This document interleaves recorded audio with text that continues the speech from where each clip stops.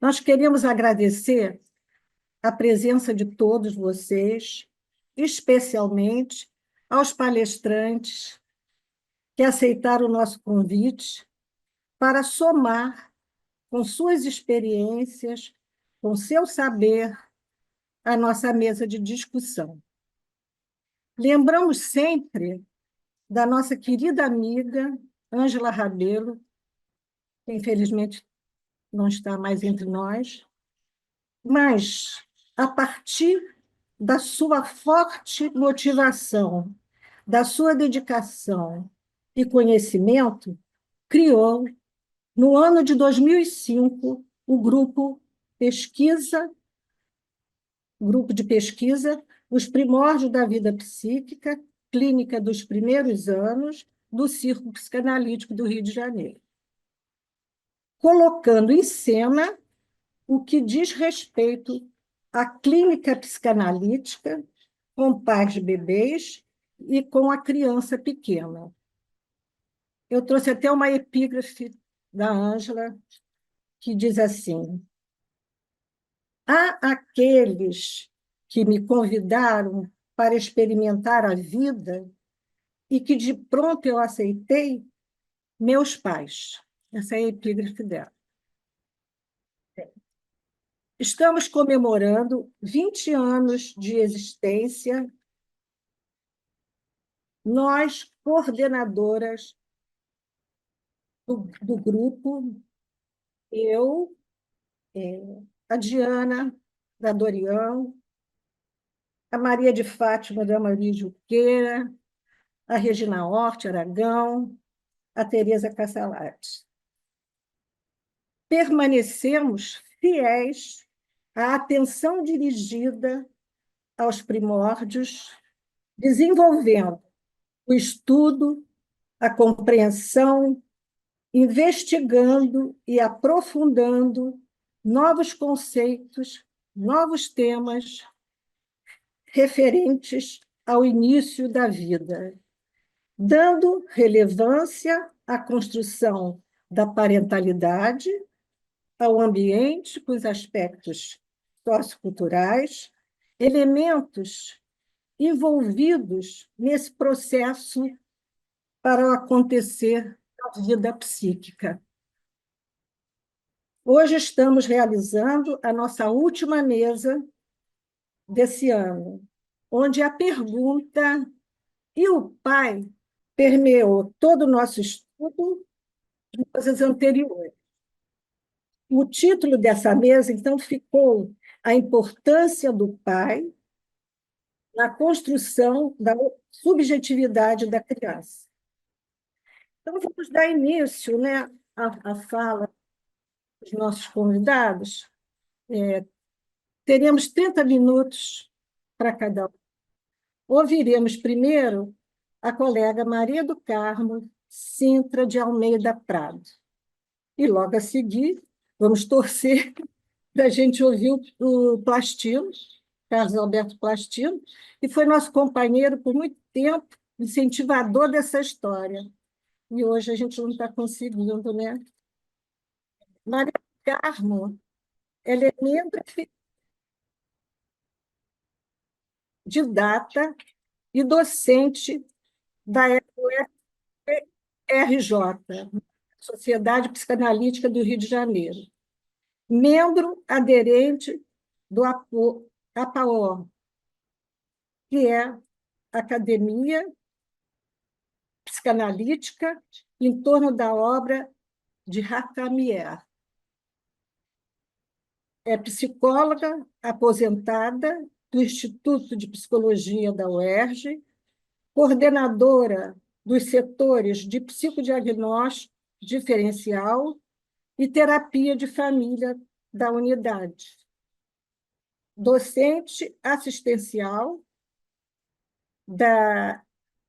de psiquiatria do Hospital Universitário Pedro Ernesto e também terapeuta de família e doutora em psicologia clínica da PUC do Rio de Janeiro. Então, vamos começar com você, Maria do Carmo.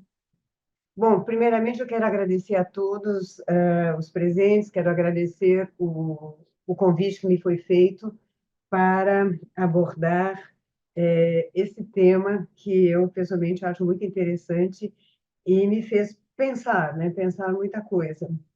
É comum, e muitas vezes que eu estive presente na escuta de casos clínicos, era muito habitual eu fazer a pergunta: e o pai? Porque se contava a história, mas não se falava do pai. E mesmo em circunstâncias onde há interface, né, com o judiciário, fica sempre a pergunta: e o pai, né? Onde é que está o pai?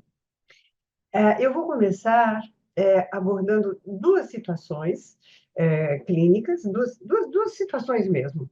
E a partir dessas situações eu vou desdobrar esse assunto.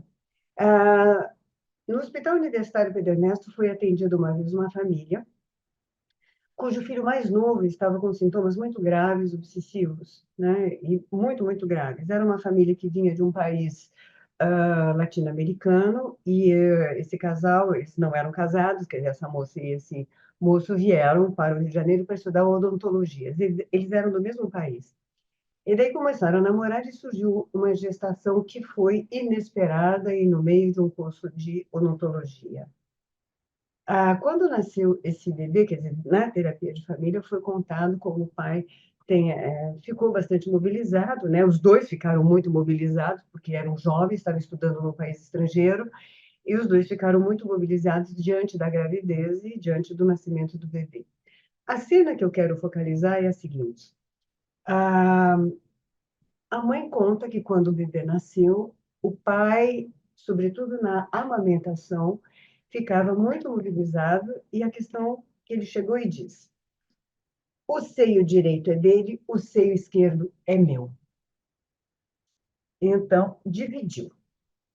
Com essa situação, nós podemos pensar o quanto um homem possa ficar mobilizado com o nascimento de um filho, no caso aqui era o primeiro, e o quanto ele vai regredir e se ver às voltas com questões muito arcaicas do seu próprio desenvolvimento na sua relação com sua mãe. É curioso porque se fala muito em psicose puerperal nas mulheres. Eu acho que o homem também tem psicose puerperal. É uma coisa menos estudada, mas eu acho que o homem também tem. Então, o quanto existem certas mobilizações, né, que vão dizer respeito aos primórdios da vida, eu acho que tanto de pai quanto de mãe. Se fala menos dos primórdios da vida do pai e da mobilização desses primórdios quando do nascimento de um filho, do primeiro filho, ou de um filho especial, né, sobre o qual vão recair determinadas projeções que vão estar relacionadas à história de vida de um e de outro. Hoje falaremos do homem, deste homem, e o quanto isto poderá vir a intervir na sua relação ah, com o bebê, com o seu filho. Hum, então, essa é uma circunstância. Eu vou apresentar uma outra pequena circunstância. Um casal de um estado do Nordeste, e isso muitos anos atrás, e esse casal se casou e viveu bem, de acordo com o relato deles, por 14 meses, até o nascimento do primeiro filho. Uma primeira curiosidade é que esse bebê vai ser registrado com o nome do avô materno, fulano de tal neto, sem ter o nome do pai.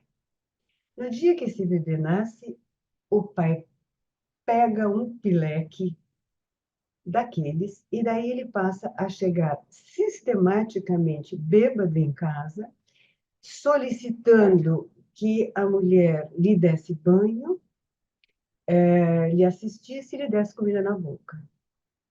Então, nós vemos aqui, né, uma situação em que há uma regressão muito acentuada Ele era o filho mais velho de uma prole de 14.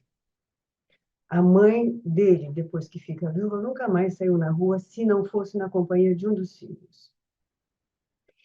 E nessa terapia de família, a mulher dizia, né, seu marido fulano, eu tenho 5 filhos, eu não tenho 6.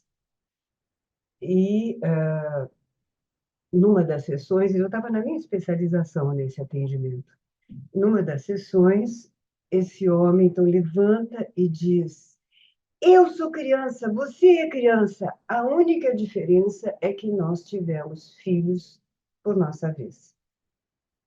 Ele estava com 63 anos, ah, ela era acho que 10 anos mais jovem, ou 53 anos, ou 55 anos, e eu estava recém-formada com 20 e tantos anos. Então, né, só dentro da minha especialização, surpresa total.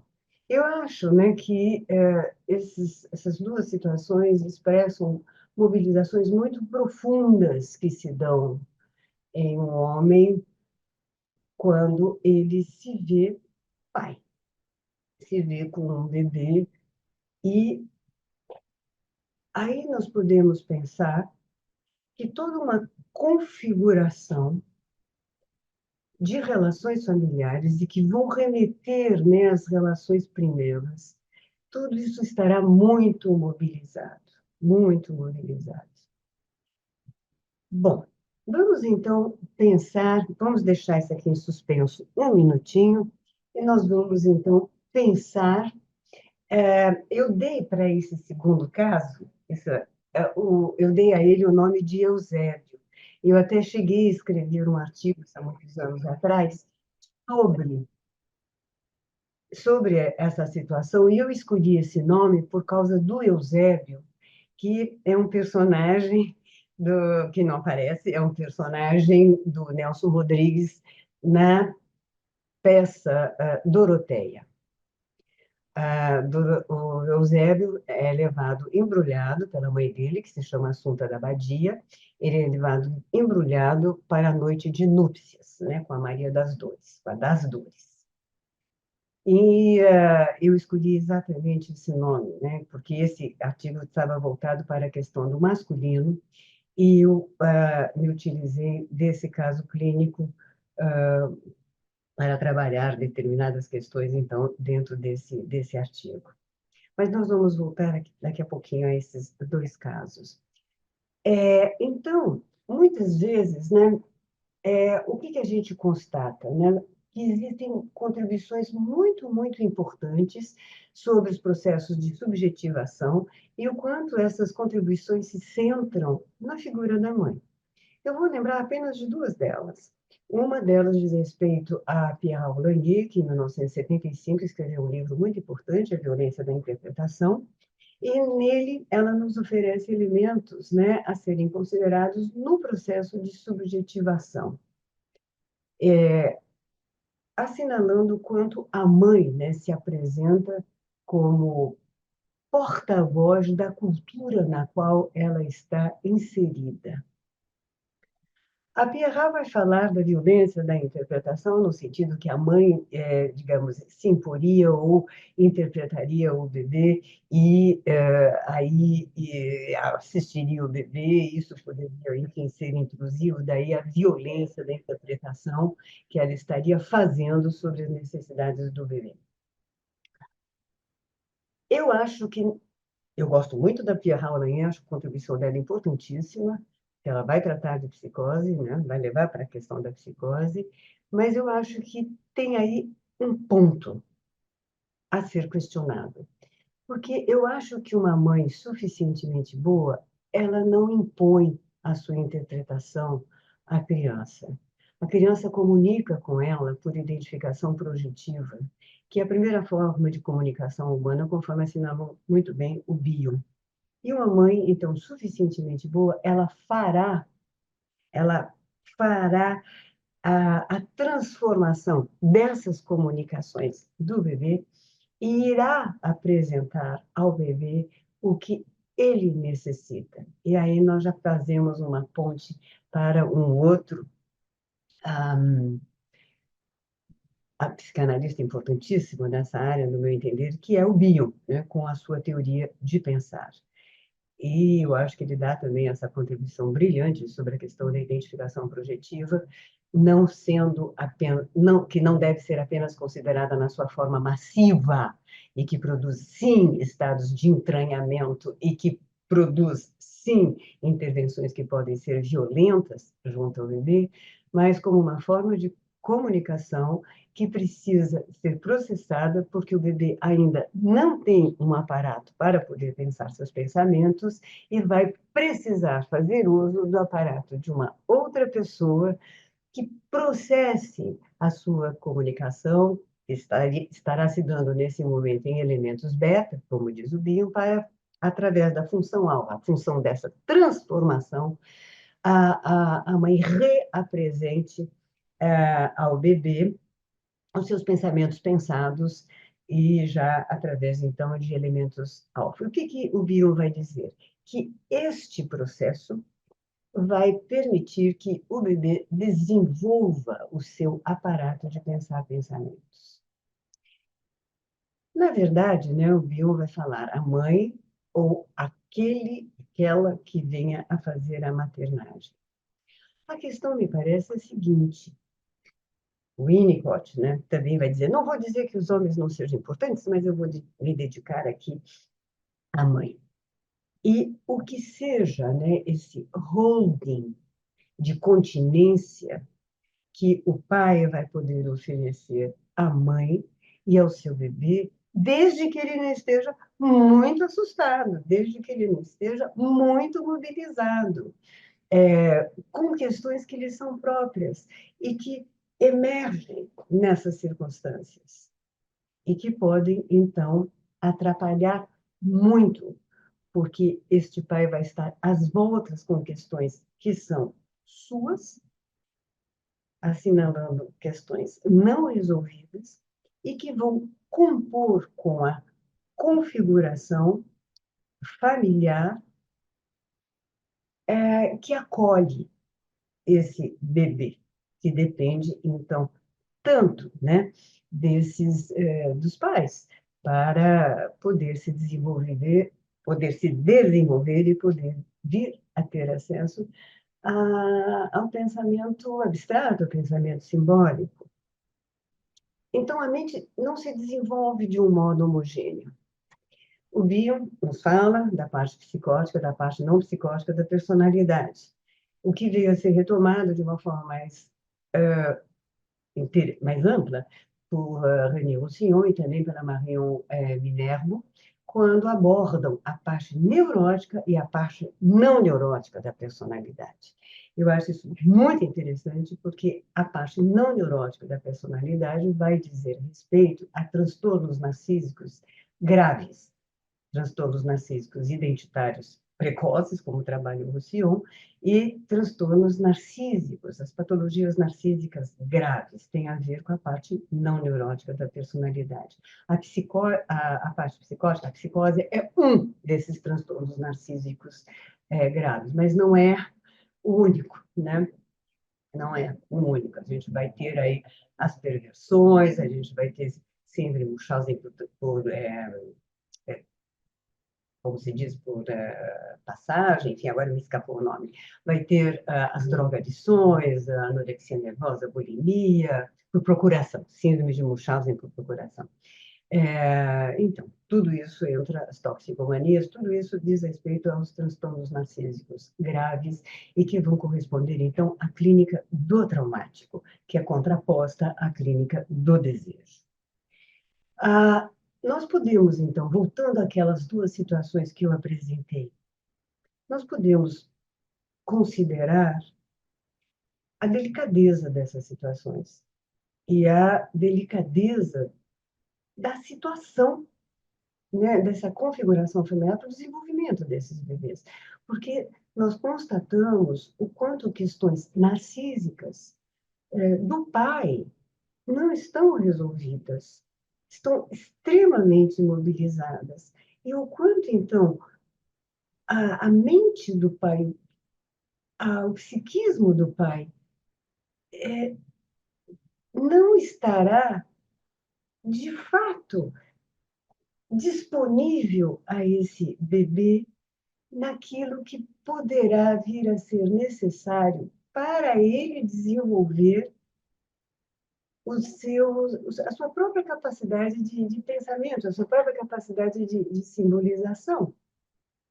Haverá muitos ruídos por parte, então, do pai, da mente do pai, que está às voltas com questões muito mobilizantes para ele e que não estão resolvidas, né? Que estão ali à tona, e esse bebê pode ser olhado então, com um olhar muito, muito estranho ou como um grande rival. E aí nós podemos nos deparar com uma circunstância que é muito paradoxal, que é a situação de uma inversão da configuração edípica, porque não será a criança que vá competir com o pai, o lugar do pai junto à mãe. É o pai que está competindo, então, com a criança, o lugar de filho junto à mulher. Então, nós vemos aqui, né, uma inversão de geração. E nós podemos nos perguntar, e que efeitos, né, toda esta circunstância poderá vir a ter na cabeça do bebê, né? Na cabeça desse serzinho em crescimento. E uma coisa que é bastante curiosa, aquilo que não se resolve se repete, disse o Freud, com seus pacientes neuróticos, e a gente vai constatar a mesma coisa dentro da transmissão geracional. Aquilo que não se resolve se repete, se reatualiza e terá efeitos, né? Terá efeitos. Voltando às duas situações referidas acima, o que podemos pensar a respeito do que se passa com esses homens diante da paternidade? O que possa ter sido acionado em suas mentes com o nascimento, no caso, os exemplos que eu dei são casos de primeiro filho. E eu falei, então, da diferença entre a clínica do desejo e a clínica do traumático. A do desejo tendo a ver, sendo a clínica da neurose, e a clínica do traumático, a não neurose. E essa compreensão dessa diferença irá nos ajudar, porque nós podemos imaginar que, dentro de circunstâncias tão mobilizantes, esse pai terá mais dificuldade ou poucos meios para, de fato, colaborar no desenvolvimento dos processos de subjetivação de seu filho. Então, vamos ver aqui qual é a diferença, né, da clínica do desejo, a clínica da neurose, da clínica do traumático. A clínica da neurose está do lado do Édipo. Eu acho que a Edith Feinberg deu uma contribuição muito, muito importante quando ela fala de configuração edípica, onde ela diz, no homem se tem a tendência de pensar a criança com relação ao casal parental, aos seus pais. E ela vai falar de uma configuração, porque todos os desdobramentos irão se dar a partir das respostas que esses pais vão dar à criança desta configuração compartilhada. Então, na clínica da neurose, na clínica pautada pelo Édipo, que as pessoas também têm uma tendência a achar que o Édipo é tudo de ruim, o Édipo é tudo de bom, e isso Hakami acho que avançou muito, demonstrou com muita clareza, porque se ocupou muito da clínica do traumático, não apenas da psicose, mas também da perversão. Então, na clínica do Édipo, na clínica do lado do Édipo, estão a objetalidade, isso significa que é o reconhecimento do outro na sua alteridade, vai estar a ambivalência e a ambiguidade, né? Valência, quer dizer, a mesma pessoa podendo ser amada e não amada, tendo momentos que suscita muita raiva, e o ambíguo vai dizer respeito àquilo que não é suficientemente claro, tem que lidar com não saber. A bissexualidade, né? A bissexualidade psíquica, a cena primária, isso é uma coisa bastante importante. Isso está relacionado, então, com a cadeia fantasiosa, a castração e o superego. Então, aqui nós temos as fantasias originárias, né? O Hakami sempre diz, o psicanalista está sempre voltado para as origens. A origem do ser, a origem dos sexos e a origem das gerações, né? E aqui nós estamos voltados para a origem dos processos de subjetivação e o papel do pai neste processo. Então, o mecanismo que é prevalente dentro da clínica do desejo é o recalque. Já na clínica do traumático, a gente está do lado do antédipo patológico. Antédipo, eu até, quando traduzi o livro Antédipo e seu destino, do Hakami, eu até optei pela escrita com antédipo com apóstrofe, porque em francês, édipo é escrito com uma letrinha OE juntinhas.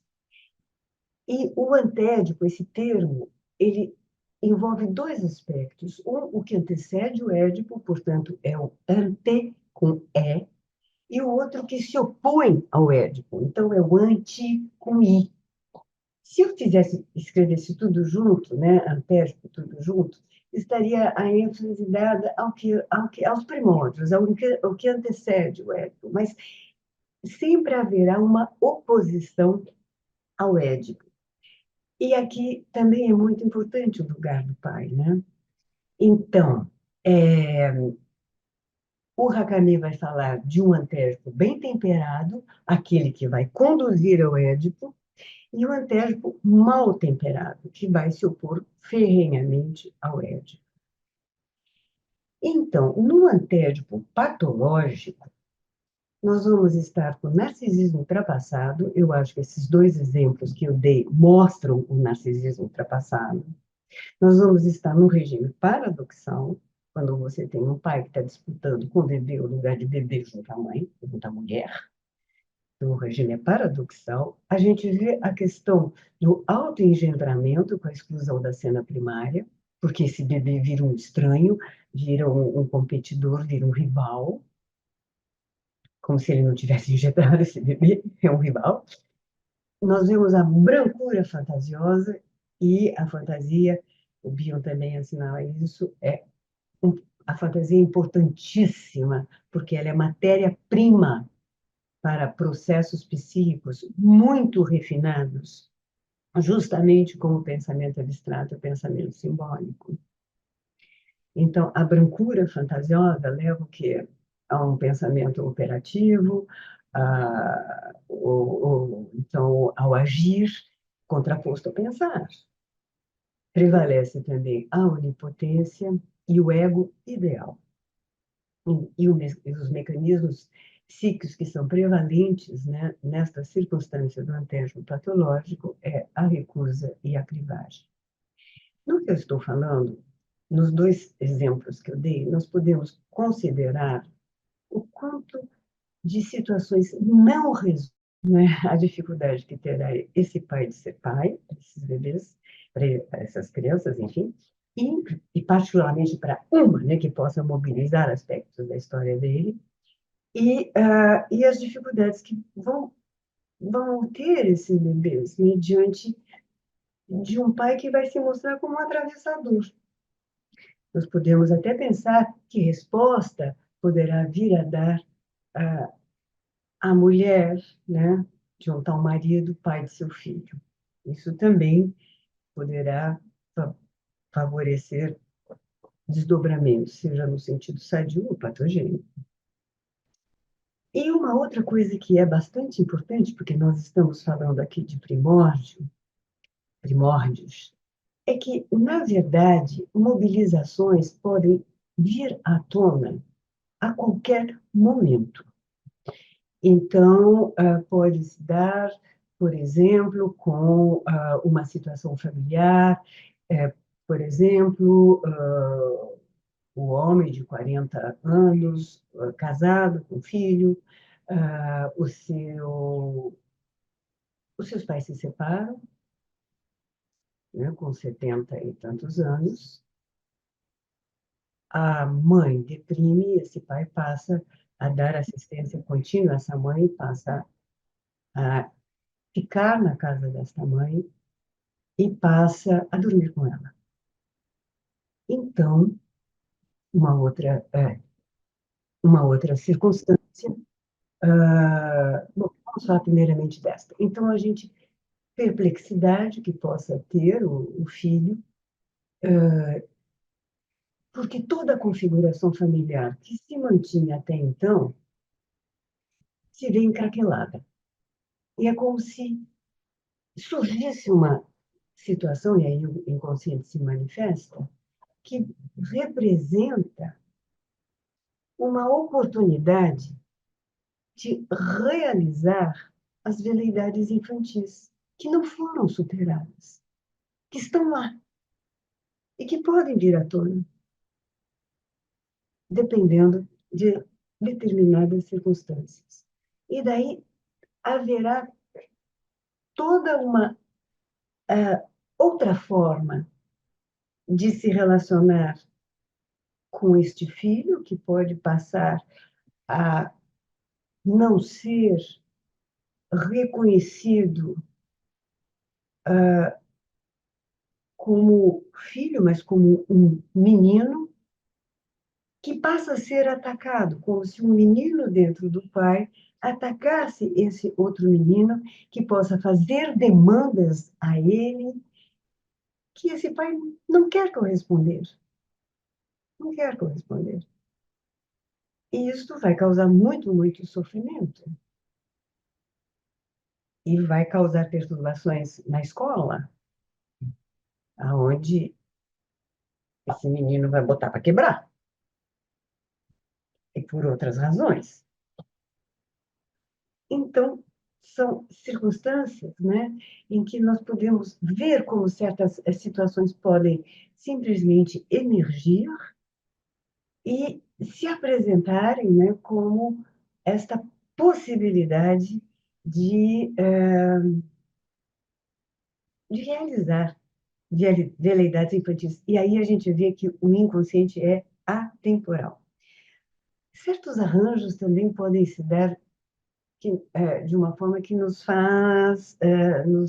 fazem pensar, né? Quando um casal possa ter justificativas do tipo, eu passo metade da semana na casa da minha mãe, por conta do meu trabalho, e a outra metade da semana eu passo com a minha mulher. Aqui tem que se dar um olhar bastante atento para essas circunstâncias, né? O que se passa quando, por exemplo, por conta de trabalho e ausências do pai, a mãe coloca o seu filho na sua cama de casal? Ou o que se passa quando o filho dorme no quarto do casal, na cama do casal, entre pai e mãe? Não, a mãe entre ele e o marido, só que o filho tem 30 anos. No caso nosso, o filho tem 30 anos. Essas circunstâncias, né, podem nos fazer pensar muito aonde está o pai e o que está ele, qual o lugar dele junto ao filho, o lugar dele junto à cabeça da mulher, e o que cabe a ele para fazer valer o seu espaço, mas também fazer valer o espaço do filho. Ah, então, eu acho que já está chegando aqui na minha hora, né? Tenho a impressão. Então, eu vou ter que Minutos, parar. Maria. 5 minutos. Mais 5 minutos, tá? Então eu só vou dar uma arremadinha. Gostaria de mostrar o quadrilátero de Bordeaux do Hakami, porque eu acho que ele arruma muito a cabeça da gente para entender esses trânsitos. Então, nós vemos que as histórias familiares, elas devem ser lidas como pauta musical. Elas não devem ser lidas assim, num, num sentido como um texto literário. Elas devem ser lidas como pautas musicais, porque elas têm um sentido sincrônico e um sentido diacrônico. O sincrônico vindo, né, o que vem das gerações, o que vem das histórias de pai e mãe, o que vem então, do que eles puderam ou não elaborar e que vai se reatualizar, então, nesse sentido sincrônico. Eu vou apresentar, então, para encerrar aqui o quadrilátero de Bordeaux. O quadrilátero de Bordeaux foi criado por Racamé em 1987, chama-se quadrilátero de Bordeaux, porque foi na cidade de Bordeaux que ele a concebeu, que ele concebeu, né, concebeu esse quadrilátero. E depois ele vai rever e completar esse quadrilátero em 1989. Então, o que que vai dizer o Racamé? Que existe um conflito, esse conflito implica numa descoberta, ele vai envolver integrações que vão ter seu preço e um número de base. Então, antes, muita água passa debaixo da ponte antes de se chegar no conflito indígena. Eu sei que Melanie Klein trouxe para a posição depressiva, mas muita água se passa debaixo da ponte. Ela vai intuir a Melanie Klein. Então, o Racamé vai assinalar que existe um conflito original e que diz respeito à invenção do objeto, no sentido de reconhecer o objeto como separado de si mesmo. Ele vai assinalar que esta é a descoberta do objeto. Ele vai dizer que esse conflito ele vai ter seu preço. O seu preço é o luto fundamental, que corresponde à separação primária com a mãe, e que será a base de todas as outras separações e perdas decorrentes da vida e que são inerentes à própria vida, e não necessariamente representam uma morte real e uma separação real inerente. Perde os dentes, a criança fica angustiada porque perde os dentes, vive uma castração com a perda dos dentes. Enfim, a gente termina um ciclo de estudante e entra no outro, termina o de estudante e entra no trabalho. São vários lutos que têm que ser elaborados, a gente se aposenta em um outro luto, aí a ser elaborado. Então, é inerente à vida, mas tem lá, ele parte, né, dessa separação primária com a mãe. Mas é preciso que a mãe quebre e não eternize uma sedução narcísica que é esperada nos primórdios dos primórdios na relação da mãe com o bebê. E um outro custo que esse conflito vai ter é a angústia de descer, ou seja, a angústia de deixar de ser. Não é de não ser, porque não ser pode nunca ter sido, mas descer significa ser e deixar de ser.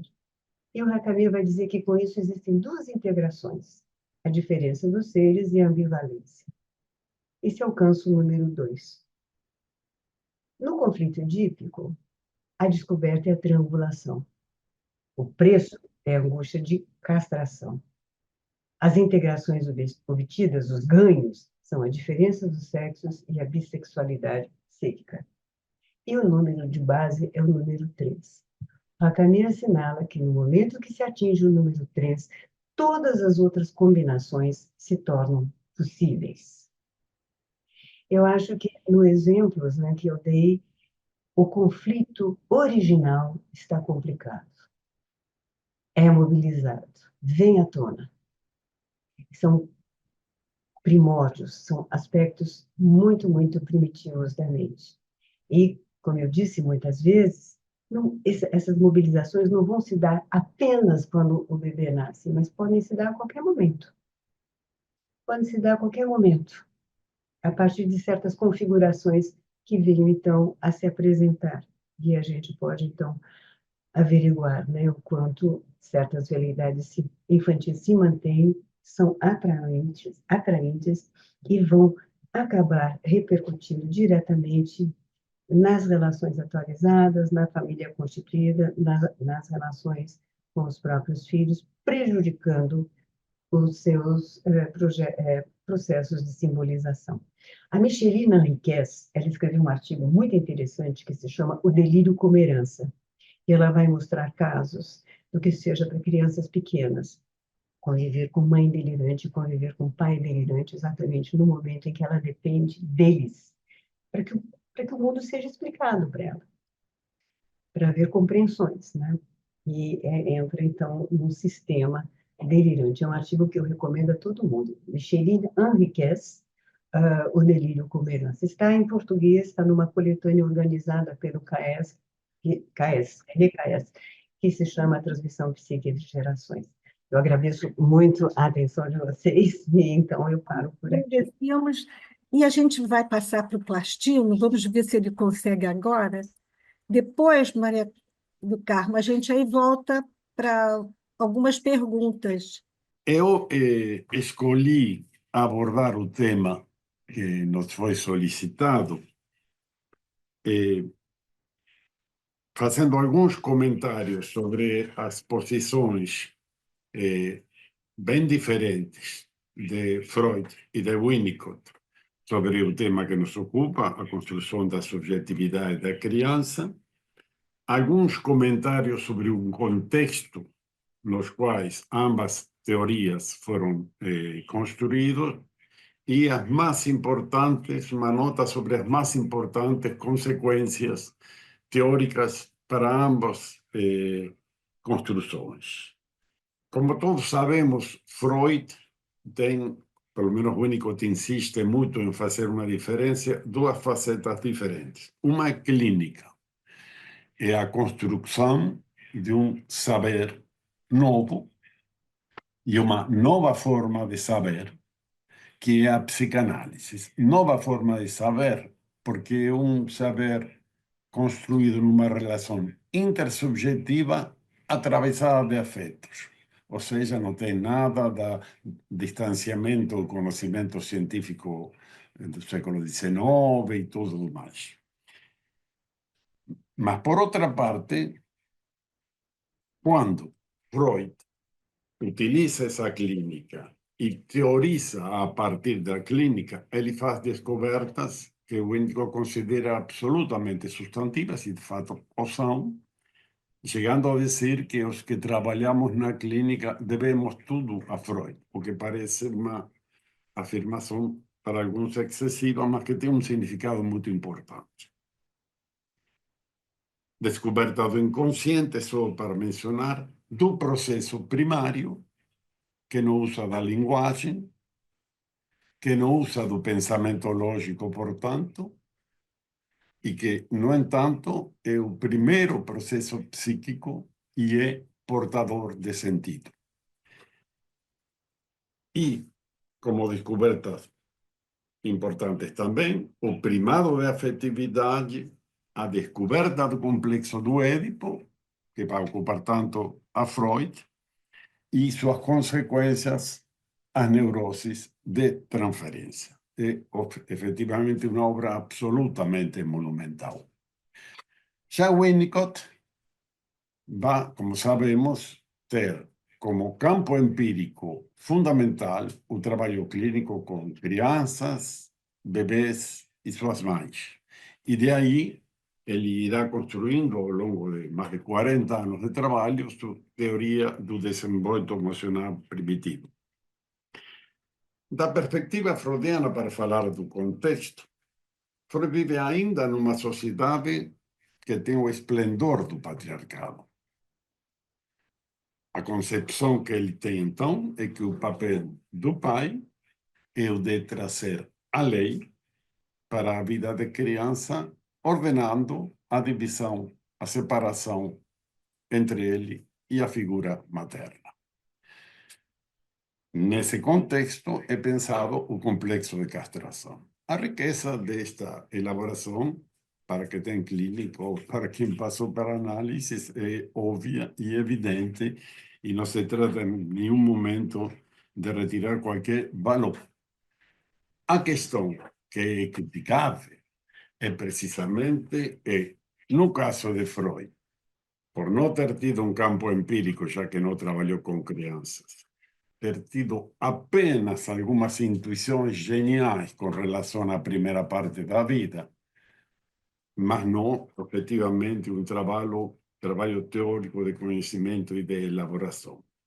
E mesmo a discípula mais importante que inicialmente trabalhou neste campo, Melanie Klein, o que fez pensar foi retrotrair aquilo que caracteriza o Édipo a pontos de fixação que ela chamava pré-edipianos, que eu prefiro chamar não edipianos, porque não estão dados com referência ao ele. Nesse sentido, gostaria de contar muito rapidamente uma anécdota para caracterizar o mundo que era o mundo de Freud.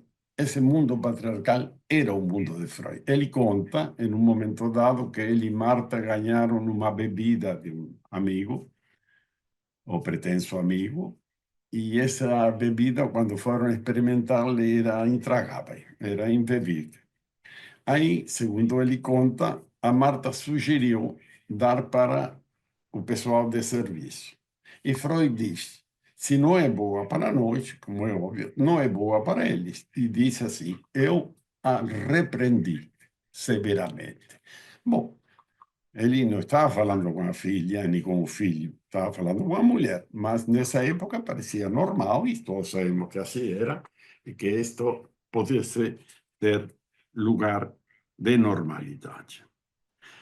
Mas se Winnicott reivindicava a filiação freudiana enfaticamente, no que tange ao campo da clínica, ele se separa, como todos também sabemos, da metapsicologia e não aceita trabalhar com ela. Ele tem explicações, não vou me alongar nisso, para Anna Freud, porque ele se retira, porque ele não usa as categorias metapsicológicas.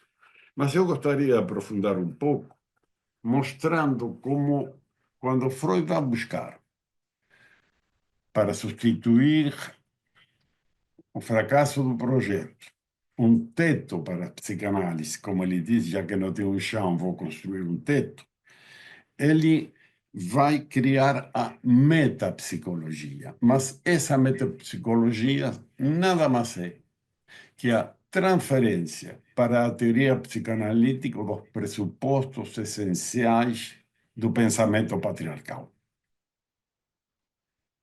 Muito rapidamente, eu quero señalar duas coisas que são vitais. Seria muito mais complexo o tema. Um é o princípio determinista. Princípio determinista que, por exemplo, preside a segunda teoria pulsional, né? Onde não importa qual seja a vida particular de cada quem, ele é portador da pulsão de vida e da pulsão de morte, e por aí vai.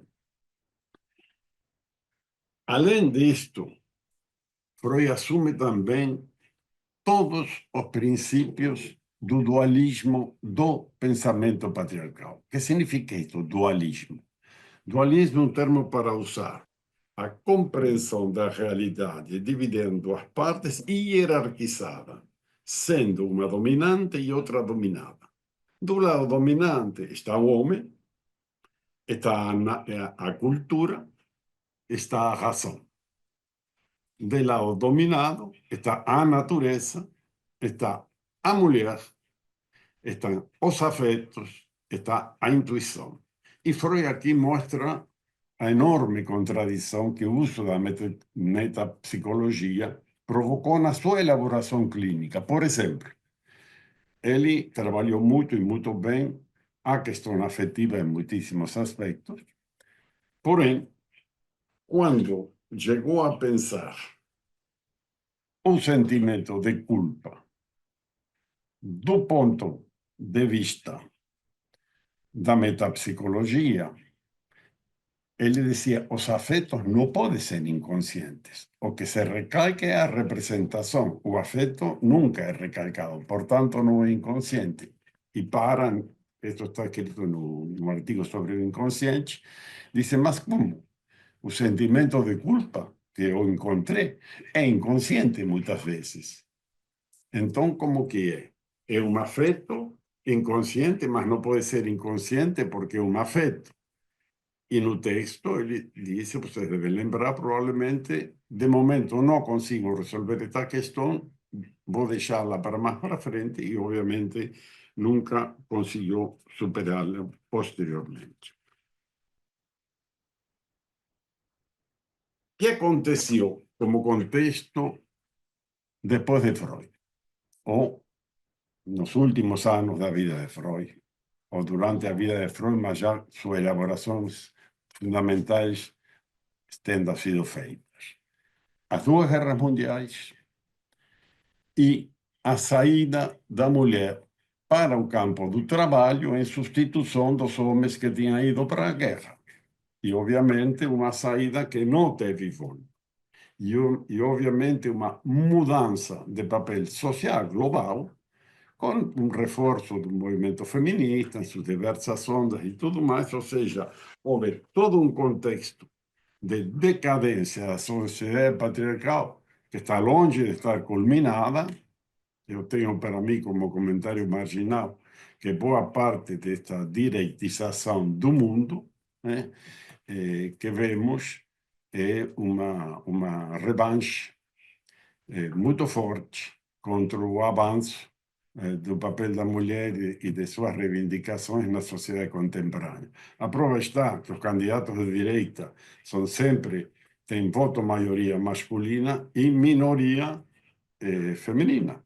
Milei teve poucos votos de mulheres, 35%, o Bolsonaro também, Trump também, ou seja, o feminino está majoritariamente em outra posição.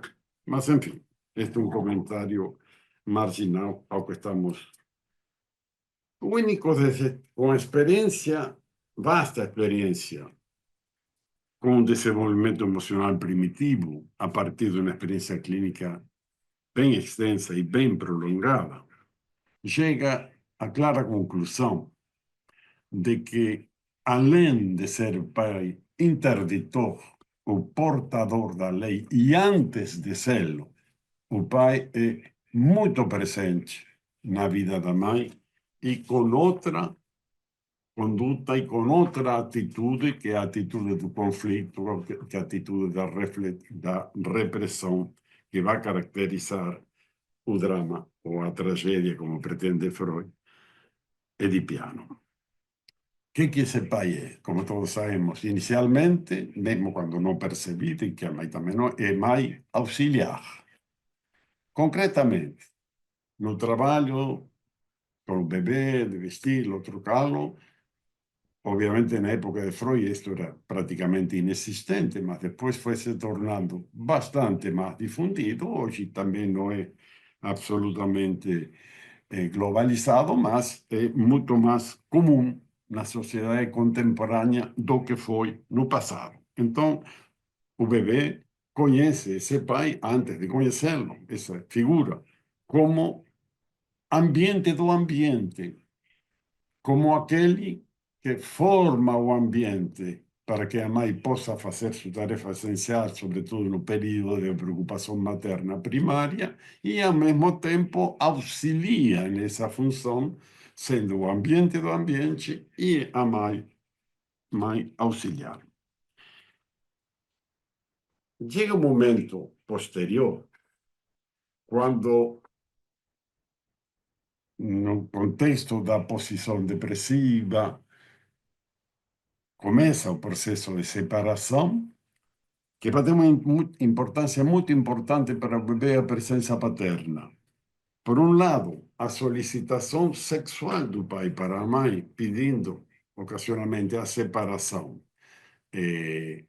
demandando a mãe para si, vai ser para o bebê uma espécie de antecipo do que o Édipo virá a ser. E isso aparece, obviamente, bastante antes no tempo, nesse contexto da posição depressiva.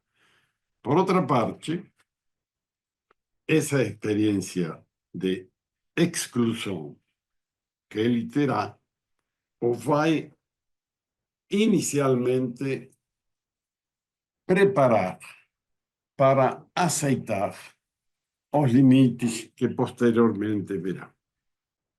Durante, portanto, a relação dual, antes de se conformar o triângulo edipiano, a criança é muitas coisas caracterizadas pelo acolhimento, pelo amor, pela não retaliação, características que costumamos atribuir, obviamente, também à mãe neste período. onde o interditor está ainda num futuro desconhecido para o bebê. Quando ele chegue, não será aquela figura terrível, mas será aquela figura conhecida e amorosa que pode e deve impor limites num contexto que certamente pode ser conflitivo, mas que não necessariamente precisa ser trágico, podendo ser lido como drama. Kohut tem relato muito interessante, relato clínico muito interessante sobre essa questão, trabalhando com pessoas, diversos casos, que padeciam de perturbações do desenvolvimento emocional primitivo e que não tinham chegado no seu próprio desenvolvimento pessoal à vivência edipiana. Nesse sentido, o Winnicott critica Freud. Não é verdade, como Freud diz, que todo homem, seu caminho, encontra o Édipo e tem que resolvê-lo, e se não resolve, neurotiza. A última parte da sentença, sim, é verdade. A primeira, não. Nem todo homem encontra. Para encontrar, precisa ter passado com relativo sucesso pelo processo inicial da posição depressiva e constituído, nesse contexto, com algum sucesso, o seu ego. Por outra parte, o pai, quando percebido como pai, ao contrário da mãe, que no início é percebida como pedaços, na medida que o bebê não está integrado e para ele a mãe também não está, ela vai ser integrada para ele quando a vê como um todo, se separando na posição depressiva, não antes disso. Mas o bebê, para a figura paterna, com ela, diz o Winnicott, tem vislumbre da totalidade pessoal. Portanto, a figura paterna dá para o bebê esse vislumbre da integração e da totalidade corporal.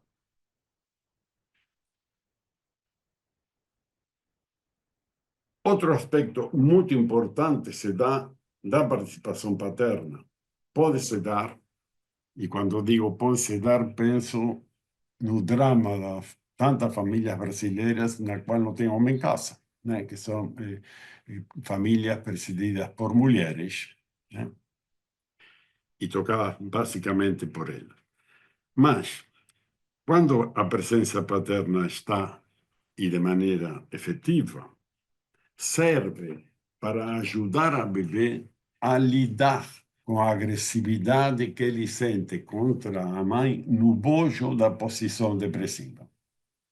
Vocês todos devem lembrar, quando a mãe se diferencia, o bebê não aceita esse novo fato e ele ataca, quer destruir isso. E a mãe não retalia. Mas a agressividade está aí, a criança sente culpa. E depois, cada vez que ele vivencia a atividade, a agressividade, o desejo de agredir, há um elemento de culpa que o ameaça. A presença do pai lhe permite delegar ao pai o controle de seus impulsos. E para o Winnicott isso é fundamental, porque ele não precisa inibi-los. Ele pode viver seus impulsos, que ele sabe que serão freados na hora que eles se podem tornar destrutivos. Portanto, quando chega o momento do Édipo, o pai agora será um interditor, mas é um interditor já conhecido, já amado por ser acolhedor, já amado por todas aquelas virtudes que fazem com que o bebê nutra confiança nele. Vamos ver, então, qual seria a questão das consequências da constituição subjetiva. Como a pensa Winnicott, isto é, no seio da posição depressiva na relação dual, e como, no caso pensado por Freud. No caso do superego, será aqui essencial para nossa compreensão.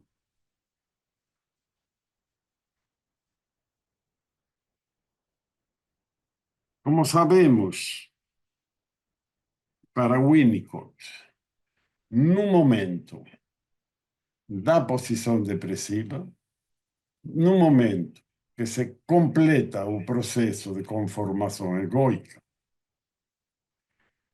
surge um superego espontâneo, que não substitui, mas que antecede ao superego social. Também terá sua importância, o Winnicott a defende, mas ele é precedido pelo superego espontâneo, cuja base é a potencialidade empática do bebê, que, como todas as tendências humanas, pode ser atualizada ou não, e aí teríamos uma enorme frustração, atualizada ou não, dependendo do comportamento adequado ou não do ambiente.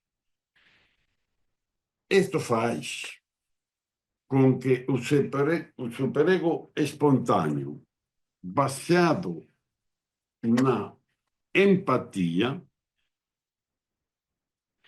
vai ser a origem da moralidade. Portanto, a origem da moralidade não é uma imposição da espada paterna, como a imagem global vende, mas é algo que pode emergir espontaneamente num processo bem-sucedido na posição depressiva.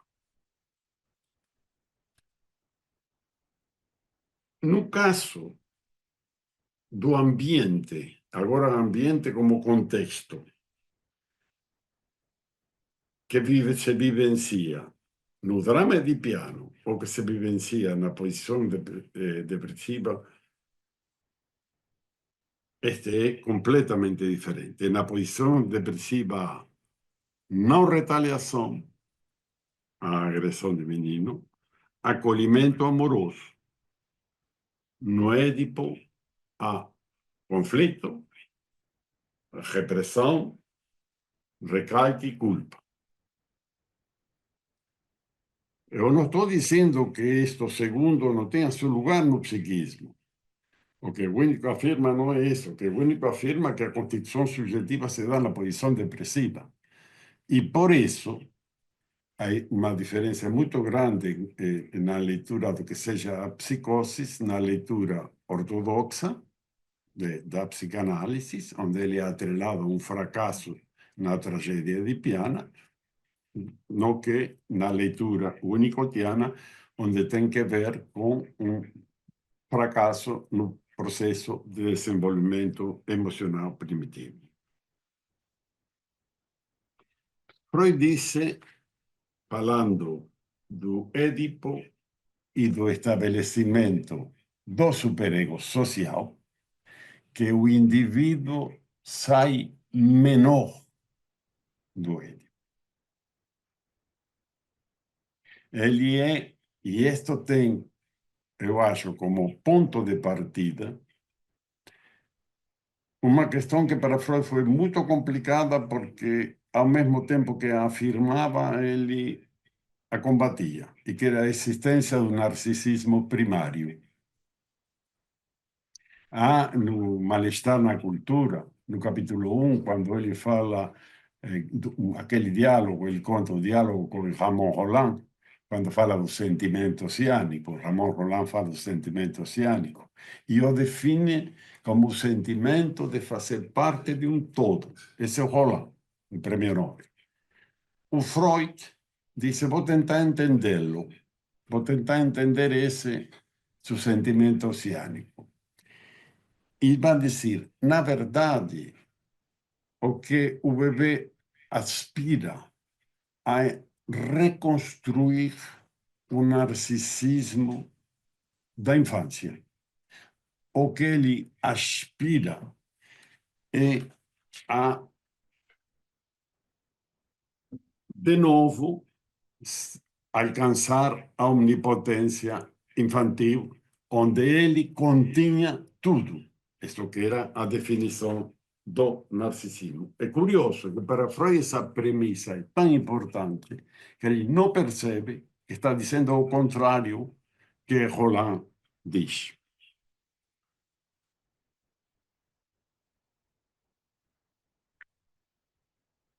Nosso querido y saudoso Armand Harmony, recentemente falecido, decía que no Édipo, na imposição do superego social, tal como pensado por Freud, acontecia também o que ele chamava o esmagamento da matriz materna, que caracterizava uma forma de comunicação não verbal, mas basicamente corporal, inconsciente e afetiva. É curioso como os três termos foram trabalhados com Freud com bastante brilhantismo na clínica, porém negados na metapsicologia. A intuição na metapsicologia, ele na clínica diz que existe e inveja o saber dos poetas capazes de extrair das turbulências de suas próprias profundezas as compreensões mais profundas. Uma belíssima definição que ele dá. Mas depois vai dizer, em análise metapsicológica, que a intuição não é confiável. Que a intuição não é confiável. Com os afetos, aconteceu algo, se cabe, pior. Porque, como contei no começo, ele teve que abandonar a tentativa de pensá-lo na medida que não podia pensá-lo como inconsciente, mas também não podia pensá-lo como consciente. Portanto, não podia pensá-lo. Winnicott vai dizer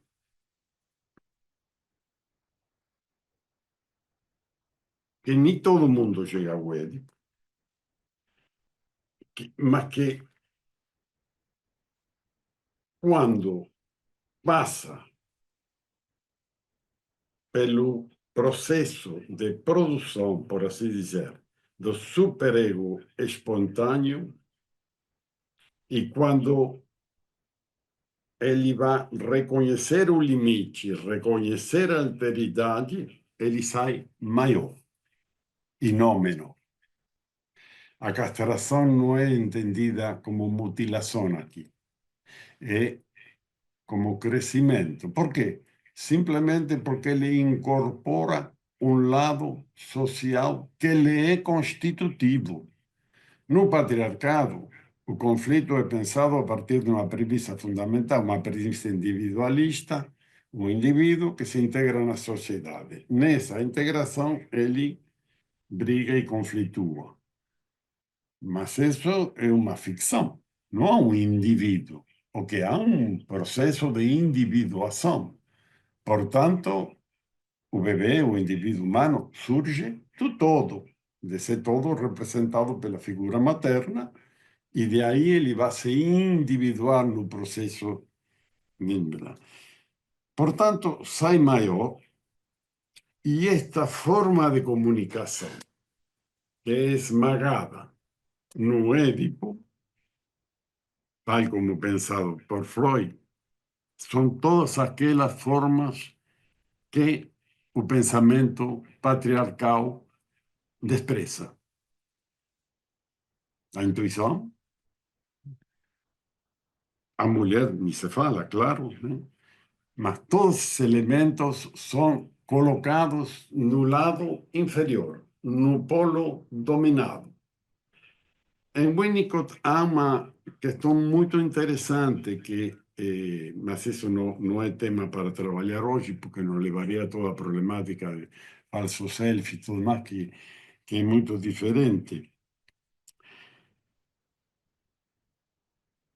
Melhor que não entra aí, vou para em outra coisa.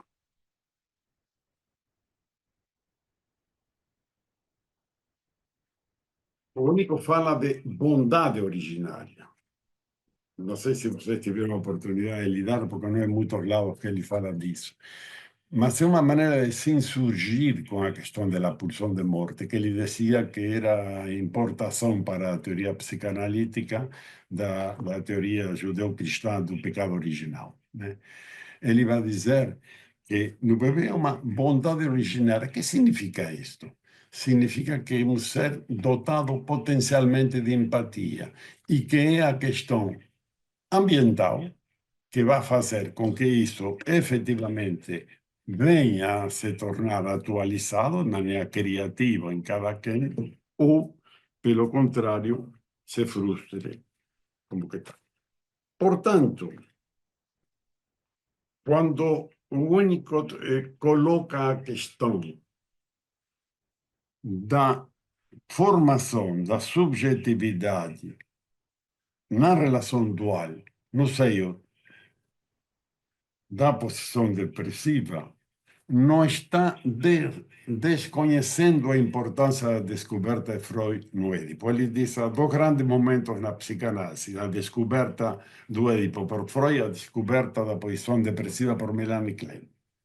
O que não está fazendo é otorgar ao Édipo as consequências que a psicanálise ortodoxa lhe atribui.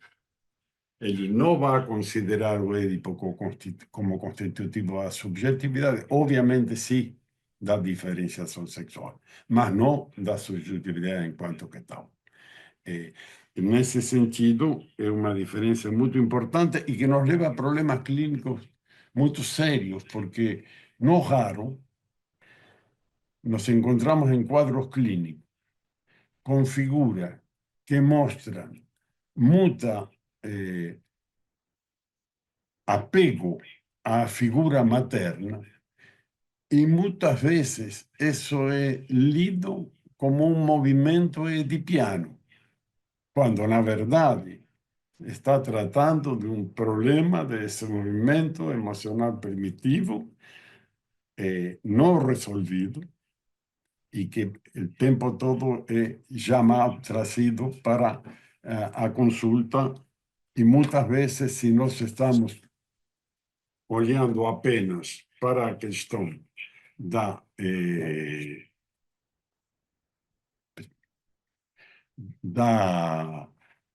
do Édipo, não entenderíamos. Desculpe, mas esta questão me dispersou bastante, essa luta. Un último tema que eu gostaria de tocar.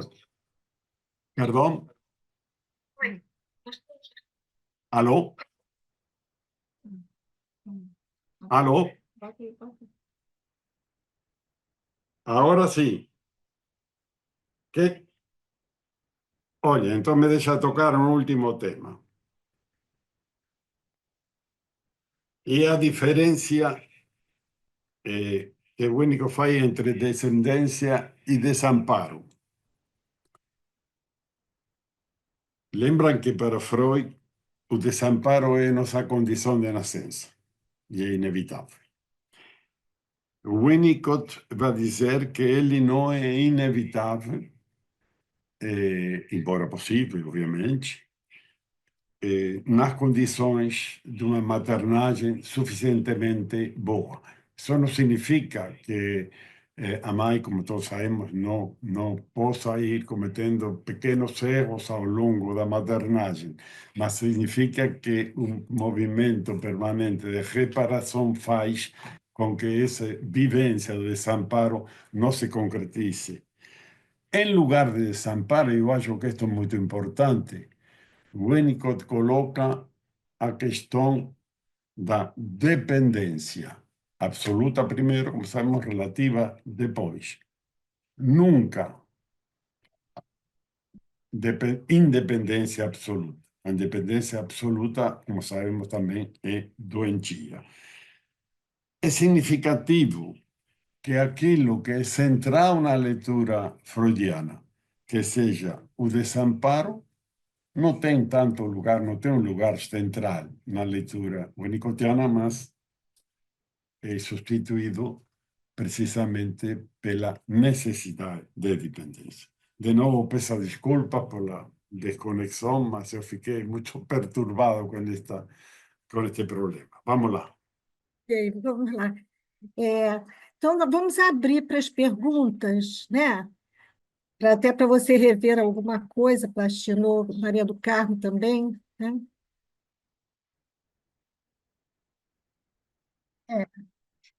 Eu fiquei pensando na junção dos dois trabalhos, quando você falou, Plastino, como a gente caminhou, né, no sentido do patriarcado, no momento onde Freud estava pensando, e depois no Winnicott, mas que certamente a gente ainda vive numa cultura dominada pelo patriarcado. E as tarefas do cuidar são maciçamente atribuídas às mulheres. E eu fiquei pensando no paciente da Maria do Carmo, né? E nessa competitividade, né? Nessa ameaça em relação ao filho, e como é que culturalmente a gente estimula isso se essa tarefa do cuidar não é basicamente atribuída também aos homens. Ainda é uma tarefa feminina, ainda que a gente tenha caminhado muito, mas eu acho que estimula essa competitividade. Só isso que eu pensei. Mais alguém? Tem uma pergunta aqui no chat. Uhum. Quem fez a analogia entre as histórias familiares e as pautas musicais? Como amante da música, isso me deixou curiosa. É outra. Outra pergunta. Eu fiz a analogia, mas quem escreve a respeito, quando desenvolve um trabalho interessantíssimo sobre a questão do mito, é Lévi-Strauss. Ele tem um livro, que eu sempre me atrapalho um pouco no título do livro, ele é uma tradução portuguesa, acho que é edição Moraes, coisa assim, talvez, uma edição portuguesa, e tem a ver com a música. Ele mostra a evolução do mito e assinala o quanto a leitura de um mito deve ser feita a partir de uma pauta musical. Como minha tese de doutorado foi Destino e Mito Familiar, eu estudei isso e eu fiz esse gancho. Eu posso até ver aqui, se o livro estiver fácil, qual é o nome do artigo. Está aqui. Já vou dar o título do livro do Lévi-Strauss, que ele trata do mito, é muito interessante, eu já vou dizer aqui, já posso até depois botar Se aqui no chat por é para nós. escrito. Se chama Mito e Linguagem Social. Não, não é esse não. É Mito e Significado. É um livro dele de 1978, foi editado em Lisboa, edições 70. E agora, então ficou a pergunta da Isabela sobre o patriarcado, né? Plastino, Maria do Carmo, quem gostaria de falar, responder para a Isabela? Eu posso falar alguma coisa, no sentido de que, sim, muita coisa mudou, Freud, pautado pelo patriarcado, a época que ele viveu, muita coisa mudou, mas ainda há muita resistência para sairmos dessa mentalidade patriarcal, e eu não acho que com esse neoliberalismo a gente vai conseguir sair facilmente. É muito ainda marcado por uma postura, né, que eu entendo como muito regressiva, mas existe também um outro lado, que é da própria evolução. Nenhuma evolução se dá sem idas e vindas e muitos enfrentamentos, né? De qualquer maneira, seria interessante ele que introduziu o assunto, né? O Carlos Alberto poder responder. Plastino? São duas coisas. Uma, com relação à sociedade como tal, efetivamente o patriarcado perdeu muito fôlego desde a época de Freud até aqui, mas é evidente que ainda é uma estrutura dominante na sociedade. E também é evidente que boa parte desses enormes conflitos sociais que temos, esta emergência de uma direita raivosa, também tem a ver com isso. Claro, um fenômeno complexo, como todos os números complexos, tem muitíssimas causas, mas essa não é das menos importantes. Acho que é muito importante.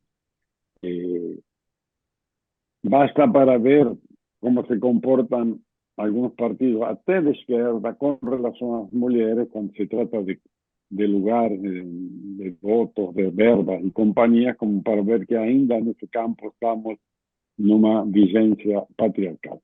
A outra cosa que es más dirigida, me parece, a nós mesmos, ao interior da psicanálise, sempre vimos, desde que estamos estudando o Winnicott há muitos anos, de que o Winnicott não aceitava a metapsicologia, como eu mesmo comentei. Mas é importante aprofundar isso, porque a riqueza enorme das descobertas freudianas estão todas emaranhadas com interpretações de ordem patriarcal que muitas vezes esterilizam a possibilidade de fazê-la fecundar ainda mais. Então, eu acho que a crítica ao patriarcado, na teoria, é ainda uma tarefa que nós precisamos aprofundar. Né? Isso é que eu queria dizer. Não sei se eu consegui entender o que Isabela perguntou, mas me parece que ela se referiu ao tema da primeira coisa que eu falei. Pergunta da Solange agora, né, Solange? Bom, boa tarde, obrigada, muitíssimo obrigada, Plastino, Maria do Carmo. Minha pergunta é para Maria do Carmo. Me deu a impressão que eu tenho os seus dois exemplos, né, em relação àquelas famílias, né, e da reação paterna ao nascimento. Nos dois exemplos, você citou o nascimento de filho, se não me engano. Isso faz alguma diferença para a repercussão no pai, se é filho ou filha? Isso depende, né? Isso vai depender de expectativas, do lugar que está ocupando dentro da cabeça do pai, da história dele com relação à sua própria mãe, irmãs, a sequência de nascimentos, depende de muita coisa. Então, por coincidência, foram exemplos com meninos, né? Que eu acho assim que a questão, né, poderia haver uma identificação maior. Você imagina um homem do Nordeste que registra o seu primeiro filho com o nome do avô materno. Esse é o nome dele, não põe o nome do pai. Como se fosse filho da mulher dele com o pai dela. Daí você já vê todo um atravessamento antedítico patológico na cabeça dele, né? Depois eles vão ter mais 4 filhos, né? E o mais velho, justamente, é o esquizofrênico gravemente atingido nos seus processos de simbolização. Foram coincidências, porque também existem exemplos, né, de pais com muita dificuldade de poder reconhecer a filha ou valorizar a filha. É isso que eu queria É saber. interessante, porque, entendeu? Sabe, antes de estar aqui com vocês, eu fui olhar, porque eu me lembrei de 3 mulheres que foram muito amadas. Uma é a Artemisia Gentileschi, no século XVI. Ela foi uma grande pintora do século XVI e o pai dela foi um grande pintor. Ela vai sofrer um estupro dentro de casa, facilitado pela governanta da casa. E era um discípulo do pai dela. E esse pai vai na justiça e vai lutar ferozmente até conseguir uma sentença em que o sujeito teve 2 escolhas, ou ele ia para a cadeia, para o calabouço, ou ele ia ser exilado. Ele escolheu ser exilado. Foi uma luta judicial, gente, isso no século XVI, esse homem defendendo a sua filha. Então, nesse momento, a gente pode né, imaginar, tem um livro chamado Artemisia Gentileschi, que conta a história, uma fantástica pintora do século XVI, e quando tinham muito poucas pintoras no século XVI, né? E ela vai ser muito amada e muito defendida pelo pai, né? Depois eu pensei em 2 mulheres também que tiveram padrastos, né? Que foram extremadamente importantes. Um foi a Gala do Dalí. Ela teve tuberculose, casou com o Edouard, enfim, mano. E esse padrasto foi importantíssimo. Salvou a vida dela, né, para começar, mas amava, gostava muito dela. E a outra pessoa foi a Jeanne de Villiers, que foi o grande amor, na verdade, o grande amor do Paul Valéry. Ele era uma amante dele, né? E ela foi muito amada também por um padrasto que tinha uma maison d'édition, e ela vai ser escritora e vai trabalhar com ele, vai fazer direito, enfim, tem toda uma, uma, né, uma relação que vai lhe permitir, né, florescer. As duas mulheres foram amadíssimas, tiveram inúmeros amantes, e, sobretudo, a Jeanne Villiers vai ser, enfim, vai escrever 3 romances, mas não se interessa, vai ter uma maison d'édition, vai continuar a editora do padrasto e tal e tal. Então, que sejam essas relações, esse encantamento, né, essa valorização. Uma que foi muito amada por seu pai foi Safo. Ela foi amadíssima pelo pai, teve uma educação primorosa. E naquela época, as mulheres iam para o gineceu. Ela não era grega, a verdade também é essa, ela não era grega. Mas ela teve uma educação primorosa, o pai amava muito. Então, existem essas questões, né? Eu estou falando aí através de séculos, né? Estou lá na Maria do Grécia Carmo, Antiga, enfim, até chegando hoje. estão Então, eu perguntando o acho que nome os do pais que se livro. encantam, que possam ver as suas filhas como amáveis, né? Não no sentido de serem gentis, mas que são criaturas amáveis. Isso é importantíssimo para elas, né? Isso empodera.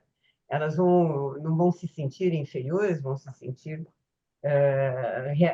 com possibilidade de realizar coisas, né? De conduzir seu destino.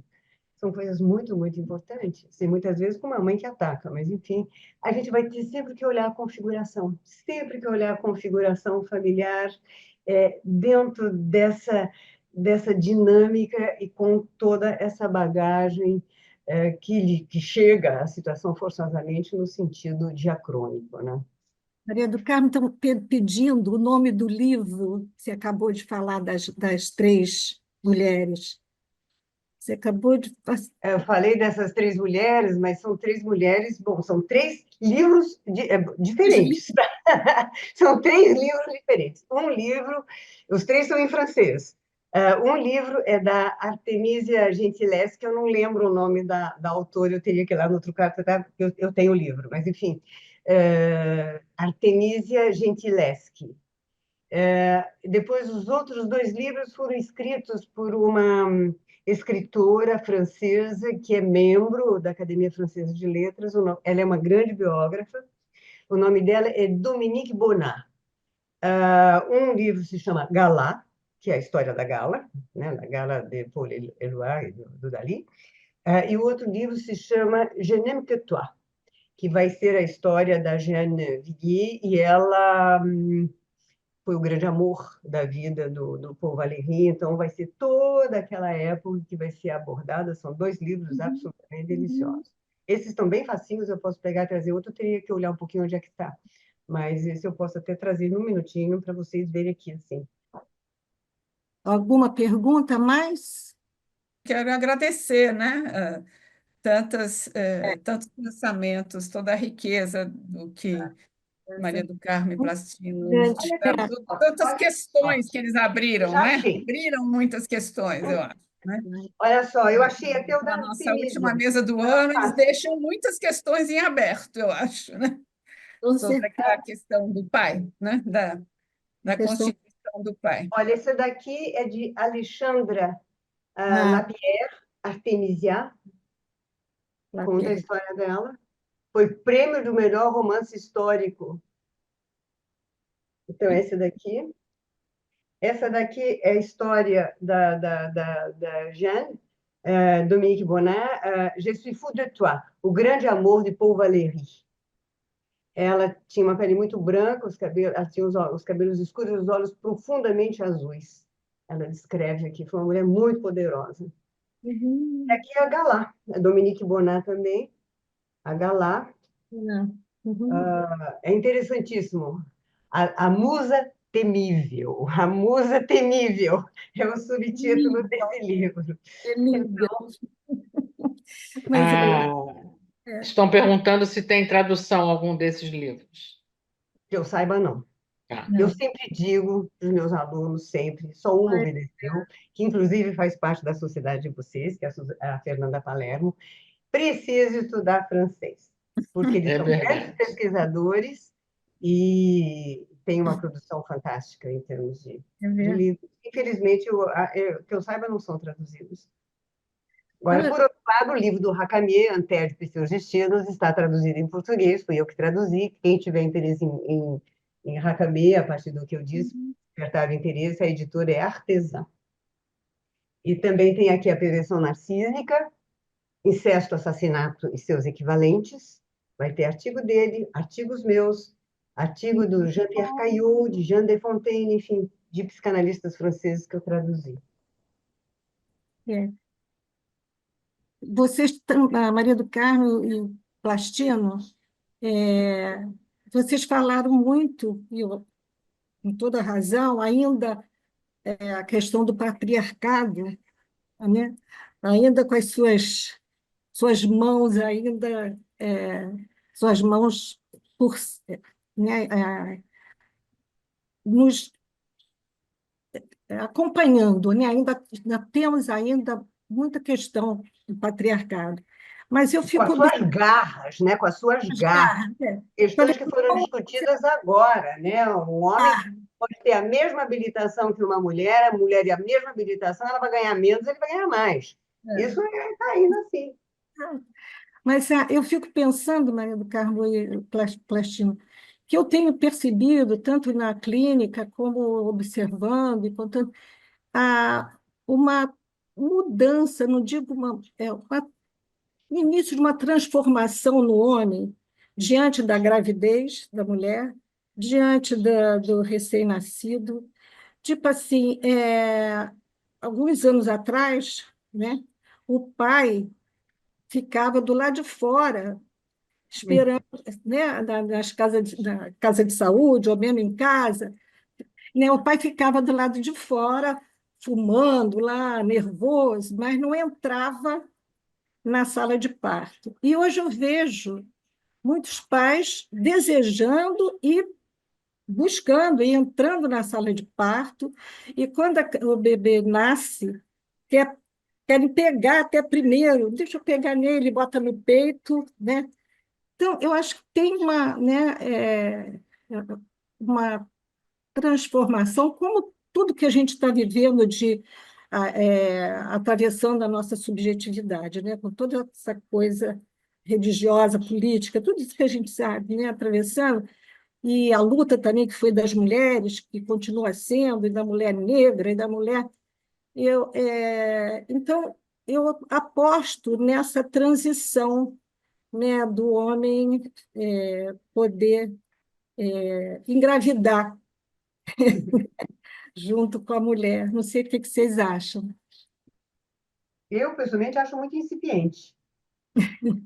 Porque tem as histórias também do outro lado, né? Até com meninos de 12, 13 anos em discussão em colégio sobre a questão da gravidez e meninos de colégio pago, de colégio, enfim, né, renomados, dizendo esse é um problema da menina, esse adolescente de 13 anos. Então, é um trabalho que tem que ser feito, né? Eu acho que é incipiente, existe muito machismo, mas isso que você está falando também se passa. Também se passa.